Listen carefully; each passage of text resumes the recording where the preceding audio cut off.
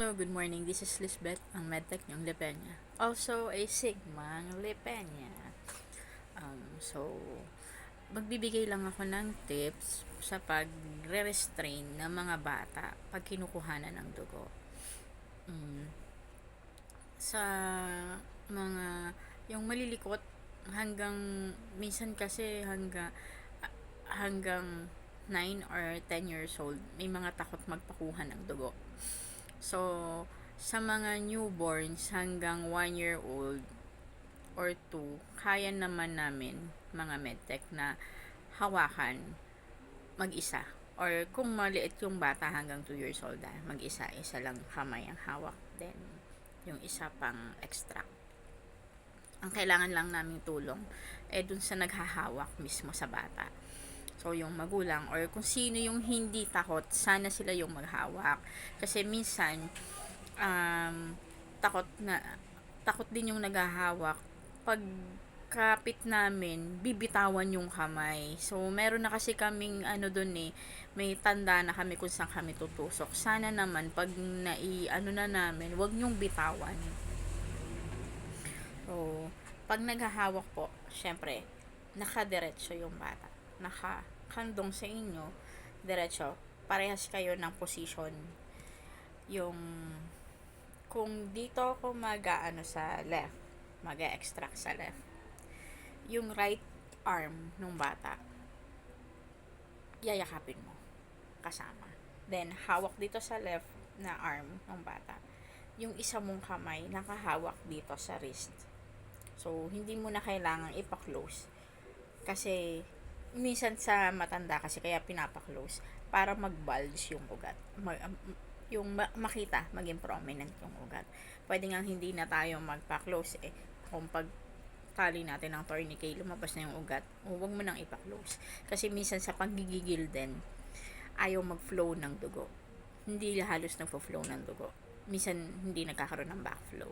So, ganun lang. Hawak nyo, yakapin si bata. Hawak dito sa may upper arm. Tapos yung isang kamay nyo nasa wrist. Kahit anong mangyaring pagwawala ng bata pag tumusok na kami, ganun lang yung position. Huwag kayong sasabay sa galaw ng bata. Minsan kasi pag ganun ng bata, ganun din kayo. Hindi, pipigilan nyo siya. Tapos, pag inangat yung kamay, kasama din yung kamay nyo. So, hindi, pigil lang po. Para mas madali kaming maka-extract ng dugo, mas madali pong matest yung dugo niya. Kasi mas mahirap po na tumusok kami, may dugo na nag-extract, gumalaw yung bata kasi hindi nyo pigil. Mahirap na pong hanapin ulit. Nakakaawa din naman yung bata na magkakaroon pa ng pasa. So, ang advice ko lang, yung mga natatakot maghawak sa bata, wag na sila. Wag nyo lang tsaka wag nyo masyadong i-spoil yung anak nyo kasi konting pumapayag kayo na hindi na tusukan or nasusunod yung bata, sila yung may sakit. Baka mamaya kasi malala na, tas hindi naman agad makuhanan. So, ang lang doon, yakapin nyo ng husay. Mas maganda kasi, kung mahal nyo talaga yung anak nyo, makuhanan agad natin kung anong advice ng doktor na nagsisave naman kami ng blood in case na talagang mahirap kunan yung bata. Magsisave kami ng blood para in case na may pahabol na mga test, di makukunan magagawa din agad namin. Wag lang talagang yung isang hihahabol na test ay iba ang lagayan, iba ang kulay ng tube. So, dalawa lang naman yung pinaglalagyan namin, yung violet top, which is EDTA, na pwede sa CBC, pwede sa hemoglobin A1C, pwede sa iba, yung pagkukuhanan ng plasma na pwedeng i-test doon sa EDTA, at yung red top or yellow top na pwede sa mga blood chem. So, yun po. Inyo lang, yung pag naman magda-dermal puncture kami or magpiprick, pakihawakan na lang kasi hawak naman namin din dito. So, pero wag nyo masyadong higpitan kasi nawawalan ng ng flow ng dugo. Tsaka dun sa naghahawak dito, wag naman masyadong mahigpit. Alalay, kasi dito ko na nakaalalay, alalayan nyo na lang dito, yung mas mahigpit dito sa wrist. kesa dito. Kasi pag napindot mo dito at yung ugat na nahit namin, ang napindutan nyo, yung ano, hindi magfo-flow. Kaya nga sinasabi ko sa inyo, kung magto-tourniquet kayo, huwag masyadong mahigpit kasi minsan hindi na rin dumadalo yung dugo pag masyadong mahigpit. Hindi kayo magkaka-backflow unless na i-pull nyo yung plunger, makikita nyo in na kayo sa ano. Eh, mas maganda naman yung pagtusok mo, kita mo na yung backflow, alam mong nasa vein ka na. Ganun lang po.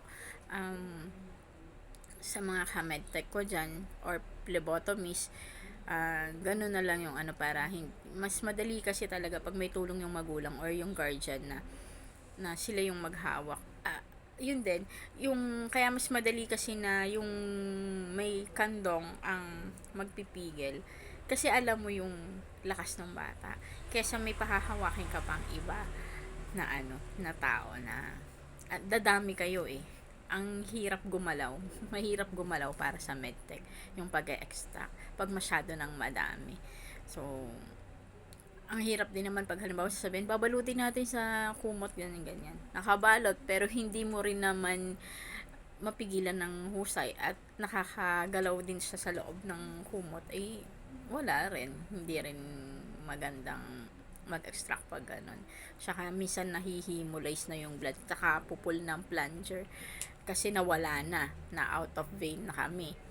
So, yun lang po. Tulungan nyo na lang din po kami para mas maganda po yung ano. Hindi yung ito advice ko din sa mga nagpapakuha ng dugo, sa mga bata, iwasan nyo po yung, kasi napakahirap din po sa amin, nawawalan kami ng confidence na magtusok kasi gusto rin namin na isang tusok andun na agad ng dugo, makuhanan din agad. Hindi po madali yung trabaho namin. Magaling kung ang mga anak nyo or mga pasyente ay prominent ang vein, eh meron ngang hindi mahanap, kaya minsan nagse-search talaga kami. So nagfi-fish, hindi naman yung tusok ng tusok sa balat eh, nandun naman sa loob, hinahanap lang po. So yun lang.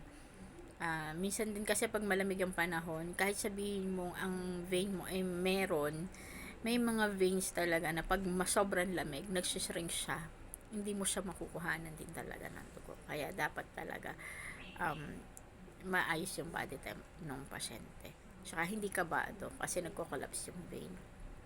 Saka mga kamedtech ko, yun na lang po yung pinaka-guide ko, pinaka-tips ko para sa mga kinukuhanan ng dugo na bata. Tapos yung kung saan nakalinya yung vein, dun yung ilinya din yung inyong needle, hindi yung nakataliwas kayo. Ito yung vein, dito ka tutusok. Dapat, ito yung linya ng vein, dito ka tutusok. Yan, paganyan. Ganun. So, yun. Sa mga bago dito sa channel ko, subscribe, like, and share po. Sa mga kasigma ko po, please subscribe, like, and share po. Salute to everyone. Good morning.